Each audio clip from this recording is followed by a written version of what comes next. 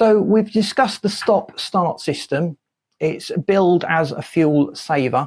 It actually just cuts down pollution, and most drivers don't notice that much of a fuel saver. But obviously it's going to depend on your driving pattern. But there is a problem with stop-start with regard to your battery and your battery life. So understanding how this works, there's a warning sign that we need to look out for. And when we have this warning sign, we need to adjust our driving behavior in order to avoid that flat battery or putting extra strain on the battery itself.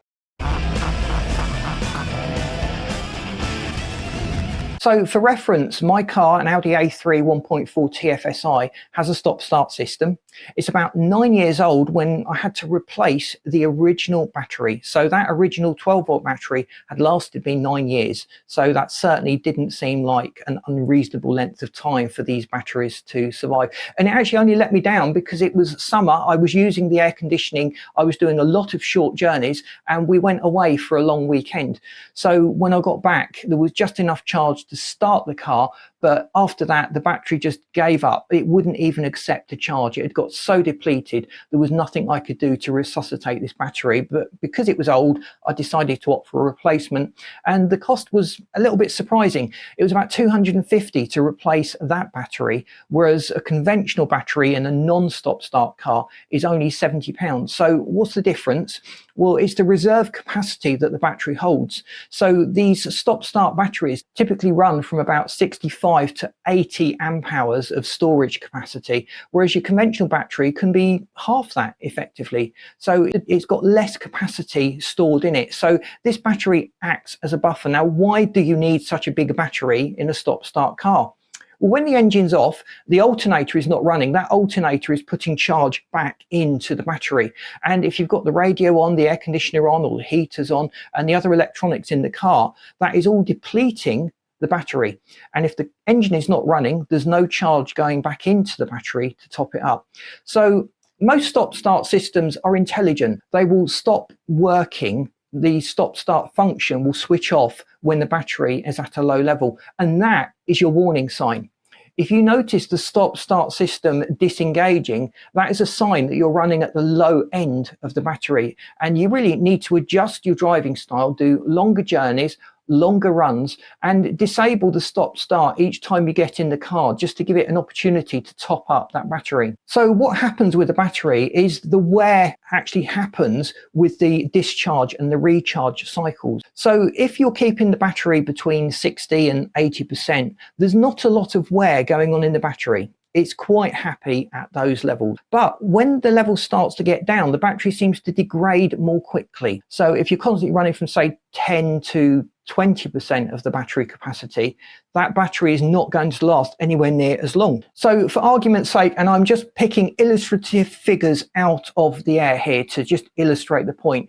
Imagine your battery is down to 50% capacity. You start the car and that drops it to 45% capacity. You've done a short journey, so that has topped the battery up, but only at 1%.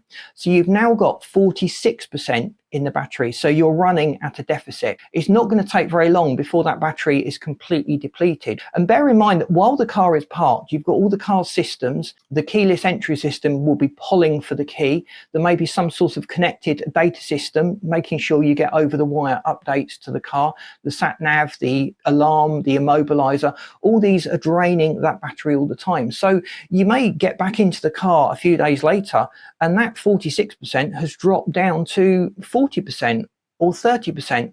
And again, if you do the short journey, the stop start cuts in and you're putting further drain on the battery while you're just sitting there without the engine running, that battery capacity is going to drop off very quickly.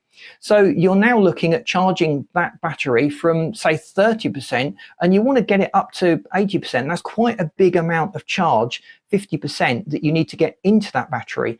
So this is where the wear rates accelerate on the battery. You're putting more charge and discharge over a longer battery range, and that is going to degrade the battery more quickly. In most cases, there's a few exceptions out there, and manufacturers are always working on their battery charge systems and the safety circuits that monitor the battery drain. But in the main, just understanding that principle will help us to understand the problem and avoid it completely. So when that stop start shuts down and stops working, that is a danger sign you're at that low end of the battery. You either take the battery off the car and recharge it, or you concentrate on doing long journeys and you switch off as many of the electronics as you don't need. You might have to turn the radio down a little bit. I know that's an essential for a lot of us when we're driving.